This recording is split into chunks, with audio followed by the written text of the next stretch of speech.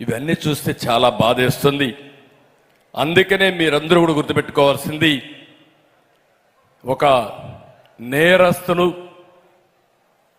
నేర స్వభావం ఉండే వ్యక్తులు అధికారాన్ని వ్యాపారంగా చేసుకుని డబ్బులే ప్రధానంగా ఆలోచించి ఎలాంటి నీచానికైనా కానీ చేస్తే ఇలాంటివే జరుగుతాయి.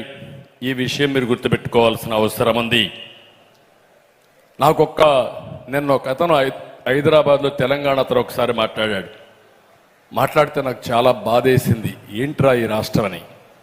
సార్, హైదరాబాద్ అంతా మీ వల్లనే వచ్చింది. సైబరాబాద్ మీరు నిర్మాణం చేశారు, బ్రహ్మాండమైన ఎకోసిస్టమ్ ఇచ్చారు. ఈరోజు ఏ మారుమూలకు పోయినా ఆ అభివృద్ధికి మీరే కారణమని మనస్సాక్షిగా అందరూ ఒప్పుకుంటున్నారు. నేను నిన్న మొన్న ఆంధ్రాకు పోయాను.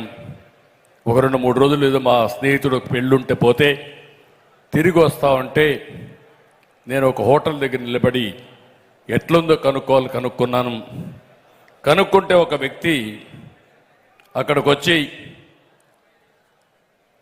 లారీ అంత మునుపు నేను లారీ ఉండేది, ఇప్పుడు లారీ కూడా అమ్మేసుకున్నా, ట్రాన్స్పోర్ట్ మొత్తం దెబ్బతినింది, లారీ ఓనర్గా ఉన్న నేను ఈరోజు క్లీనర్గా తయారైపోయాను.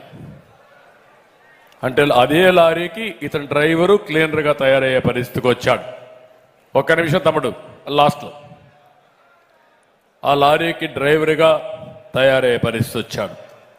ఇంకొక అతను, ఒకప్పుడు నాది హోటలు, అప్పుల పాలైపోయి హోటల్ అమ్ముకున్నా, ఇప్పుడు తోపుడు బండి పెట్టుకొని కడుపు కోసం బతుకుతున్నానని చెప్పే పరిస్థితికి వచ్చాడు.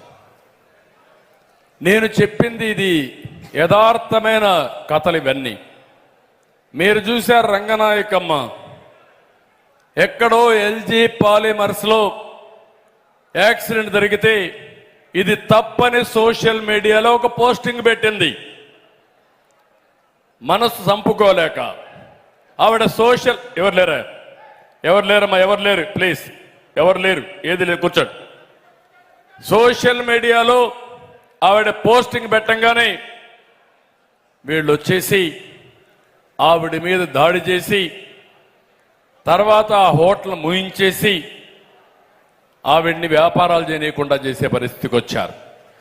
హోటల్ పోయిన తర్వాత ఒక చిన్న వ్యాపారం చేసుకోవాలని చాలా అవస్థపడి ఒక వ్యాపారానికి పోతే పర్మిషన్లు కావాలని పర్మిషన్లు ఇవ్వకుండా చేశారు.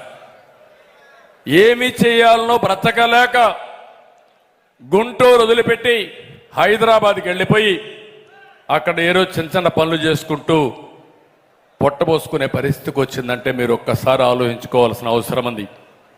ఇలాంటి వాళ్ళు చాలామంది, ఒకరిద్దరు కాదు, చాలామందిని మనం చూస్తే